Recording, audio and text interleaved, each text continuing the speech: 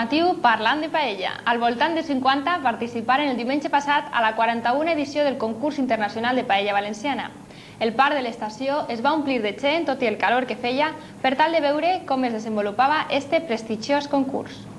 El calor, però sobretot l'arròs de Sueca, van ser els protagonistes el diumenge passat a la 41a edició del concurs internacional de paella valenciana. Encara que Fidel Castro no va acudir finalment a aquest esdeveniment, sens dubte hauria sigut un bon reclam. L'afluència de públic va ser molt numerosa, al igual que la de participants, al voltant del mig centenar. Cuba, tot i això, va estar present al concurs, com ja va seguint habitual des de l'any 95, amb la participació del restaurant La Paella de l'Hostal Valencia a La Habana Vieja. Nosotros tenemos un restaurante que se llama La Paella, es un hostal, el Hostal Valencia, tiene asesoría valenciana. Ja que enguany ha sigut massiva i la participació també, ja que tenim 52 paelles, bueno, n'han fallat dos, en tenim 50 i és l'any que més han tingut paelles.